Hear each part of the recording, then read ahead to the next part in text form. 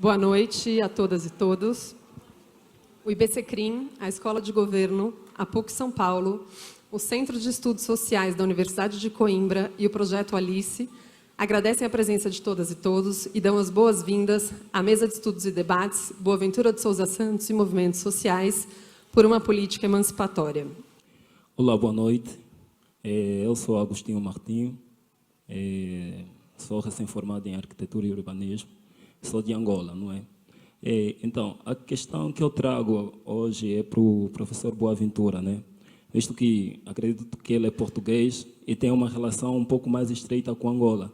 E hoje Angola está a passar por uma situação política muito complicada, porque tem um caso pontual de prisões arbitrárias e ilegais ocorrendo no país, não é?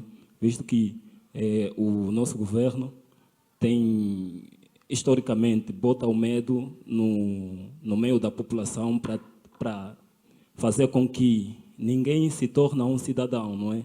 Então, a cidadania lá é proibida de toda forma. Então, quis saber, a partir, como já teve vários incidentes acontecendo em África com a questão de revoluções, essas novas revoluções, né?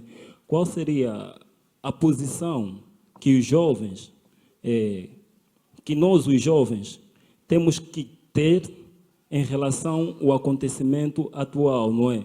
Visto que também tem certos riscos, porque conforme nós vemos alguns casos da Primavera Árabe, correm-se certos riscos, né? E nós não queremos correr esse risco, porque até o governo nos bota na cara, estampado, que se nós fizermos isso, vai dar em Líbia e vai dar em Egito e até a Síria, não é? Então, qual seria a nossa posição, exercendo continuamente a posição de cidadão, não abrindo mão à nossa liberdade, né? Que é a liberdade de expressão, que tem tudo a ver aí com os direitos humanos. Obrigado.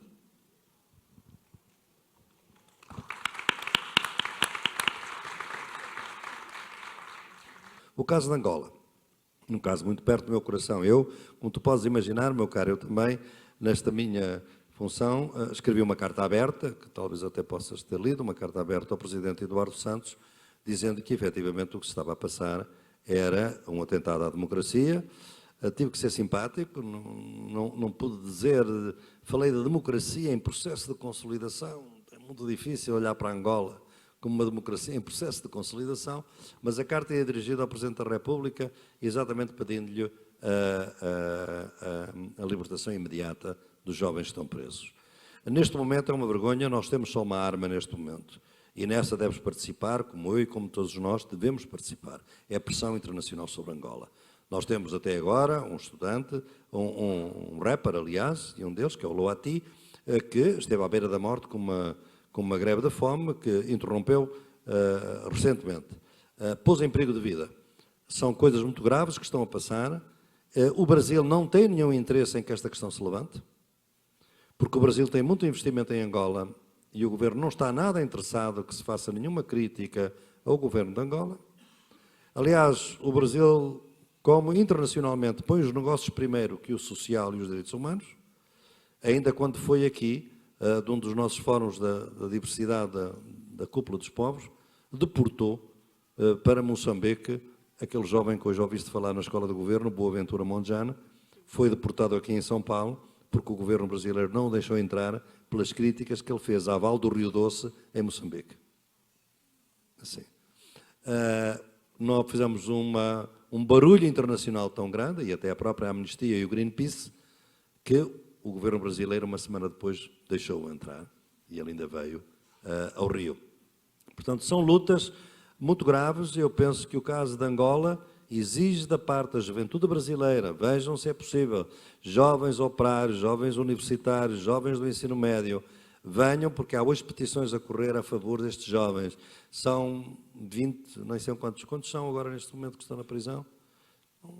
É um conjunto de jovens, alguns deles rappers, gente que tem feito coisas maravilhosas, artistas, que realmente tens razão. E isso é outra coisa, desculpe eu perder um bocadinho de tempo, porque no Brasil sabe-se tão pouco da situação de Angola.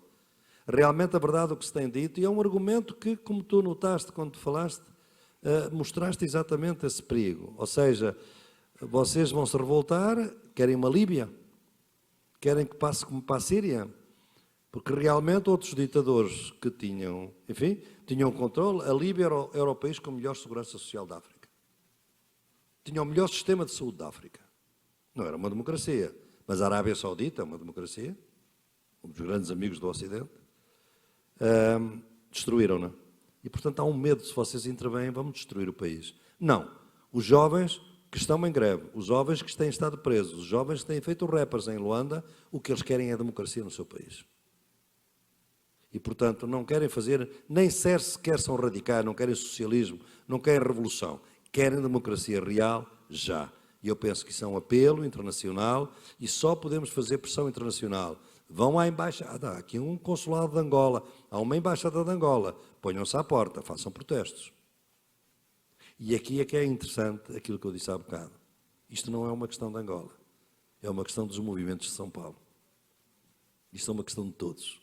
Portanto, não vão dizer, se isto é uma coisa de Angola, que vão para lá os estudantes que estão com bolsa, muitos deles com muito medo de correr perigo, porque recebem uma bolsa do governo e, obviamente, sabem que estão a ser fotografados e sabem que no dia seguinte, a estarem numa manifestação em frente da embaixada, podem-lhe cortar a bolsa.